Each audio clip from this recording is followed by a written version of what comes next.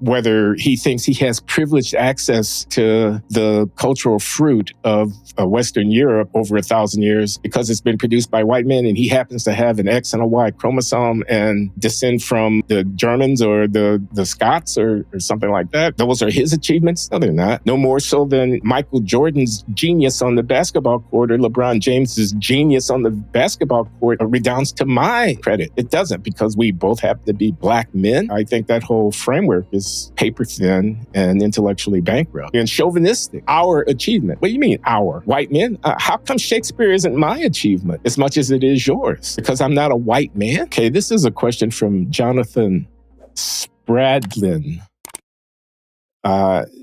Dear Glenn and John, why do we have to pretend that European men have done and do less than what they have done?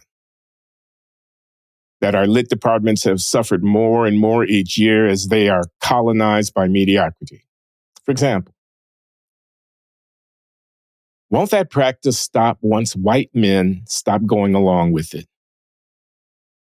And could you articulate any good reason why we shouldn't go along with it? And wouldn't it be better if it didn't have to be white men who point out that what we got with Western civilization was tens of generations of fathers passing technology and knowledge to sons, and to a lesser extent, daughters?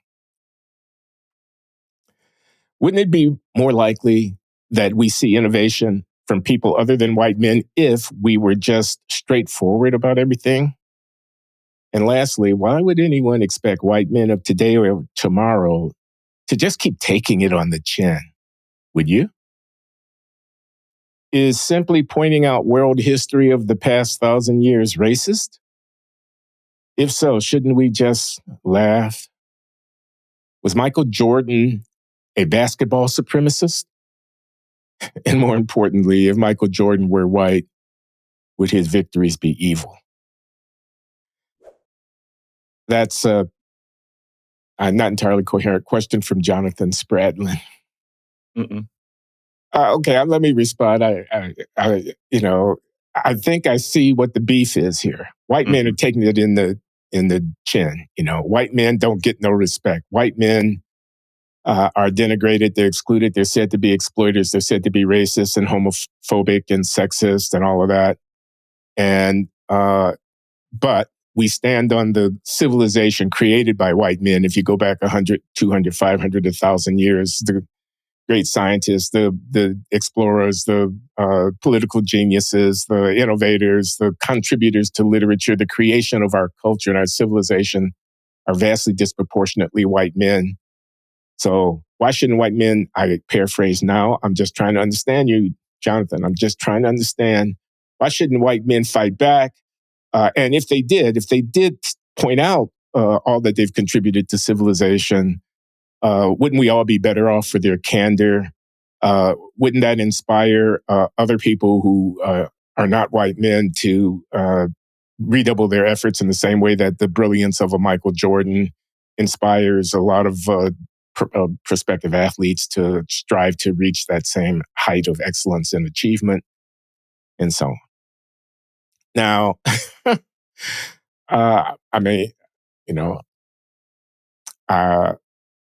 I can appreciate that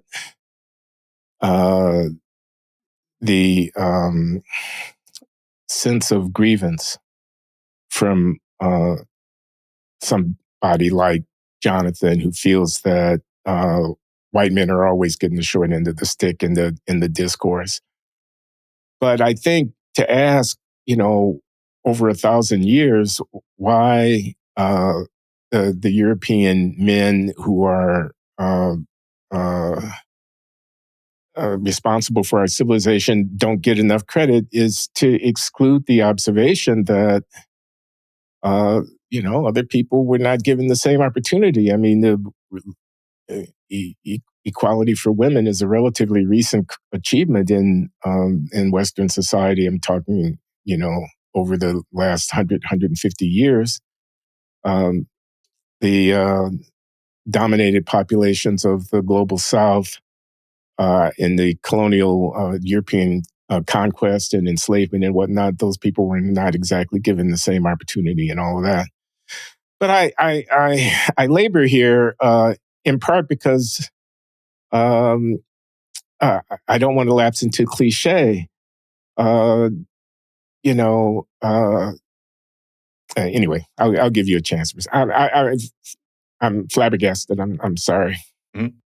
Well, what we're supposed to say here is that this Black person invented X, this Black person invented Y.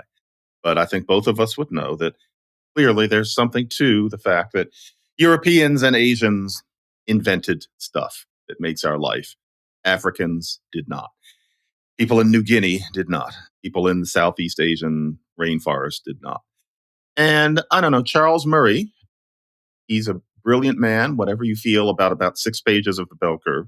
Charles Murray had a book about 20 years ago that I believe was called Human Accomplishment. It didn't get around as much as many of them do. But yeah, I think it might have been Human Achievement or something. But I know the book. Yeah. And, it made it quite clear what we all know, which is that the big inventions have come from white people and not from Black people. My impression has been that was because of the geographical accident of what part of the planet the Fertile Crescent and much of Europe, not to mention a lot of China, is on, which enabled a kind of architecture which encouraged a kind of civilization, which encouraged a class of people who could write and think and invent, and that this was much less likely of cultures that did not happen to be on that latitude, so to speak, and that it's easier for things to move from west to east than from north to south. That's Jared Diamond's book, Guns, Germs, and Steel, and I know that people have some problems with it, but I'm not aware that it's been deep sixed, and so since then, it has not worried me that people in the Congo did not invent stuff. I mean, we can now, you can point out some exception, but we all know what I'm talking about. And so there. Now, what this person writing seems to be concerned about is that he's tired of having to take it on the chin when, his people, if you want to call it that, are the ones that have driven so much of our achievement and our technology and how long we can live and real medicine, et cetera, et cetera. And his question, would you take it? If I were white and I were of my level of education and social class and lived where I do, yeah, I would. I would be scared to death of being called a racist, and there would be an awful lot of double talk that I would settle for. Certainly, I can put myself in the white version of me's head. I take it on the chin as a kind of civility. But I can imagine how someone like him feels, because he didn't do anything wrong himself. And yet his being white and male now makes him a figure of fun, something suspicious, and even someone to not hire unless absolutely necessary in some quarters. I get where he's coming from. But white people invented stuff because of geography, not because of IQ and not because of character. That's the way I've always felt about it. I think a couple of things. One is a point that Ta-Nehisi Coates has made,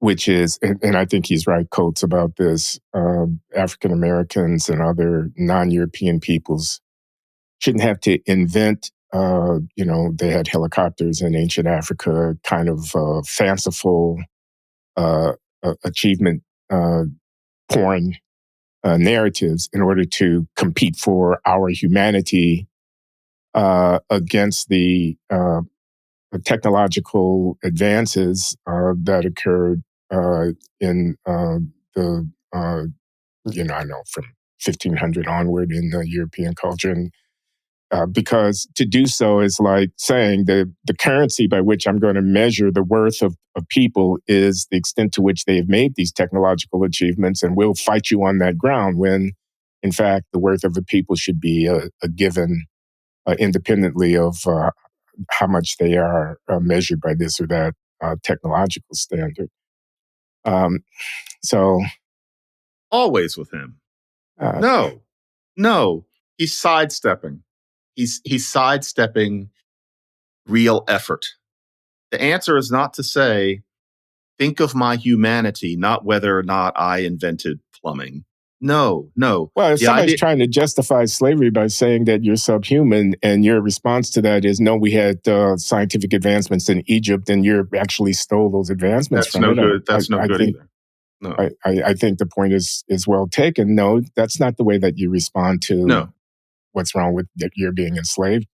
Your human worth is not measured by the extent to which the society from which you came had invented this or that scientific insight. That's all he's saying. I can't rest until he explains why Africans didn't invent things, especially with the availability of an explanation that makes our humanity quite clear. Just to say, okay, I didn't harness electricity. Harnessing electricity is difficult and clever and important. Okay, we didn't do any of that. Think of my humanity, and then just leave the room. That's the mic drop. No. I think you misunderstand him, or maybe I shouldn't have even introduced the thing. I don't think there's any discrediting of the achievement implicit in saying my worth doesn't need to be demonstrated to you by inventing. I mean, he's actually critiquing the African defenders who would say that the achievements of the African civilizations can be measured by the same metric. Who are saying that on behalf of a defense of the humanity of the Africans. I get that. He's saying the humanity of the Africans is should be a given, and I think that's right. And I don't think in saying that there's any taking away from the enormous achievements that the Europeans have brought to the world. Anyway, he and I are very different animals. For me, a shoe hasn't dropped if he doesn't then say, there's a reason that we didn't harness electricity, instead of just saying, I'm human too. Or maybe he and I just have very different senses of what it is to be a human being in this world and why comparisons matter. Well, I know that. Go ahead. No.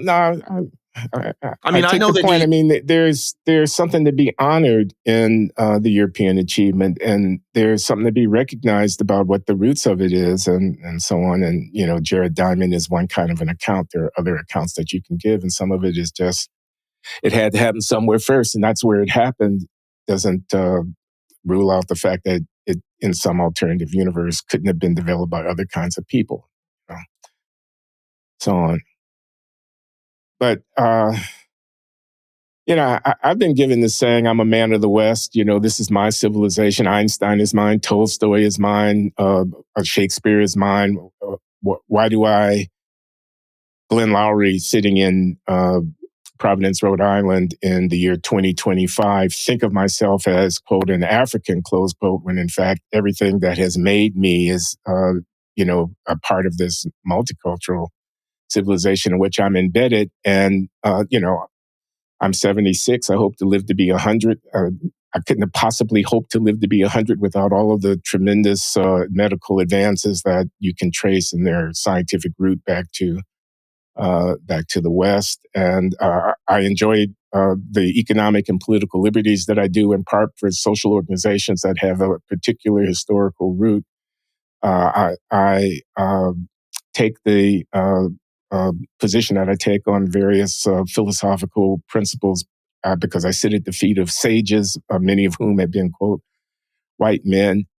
I almost want to ask our questioner here whether he thinks he has privileged access to the cultural fruit of Western Europe over 1,000 years, because it's been produced by white men, and he happens to have an X and a Y chromosome and descend from the Germans or the Scots or something like that.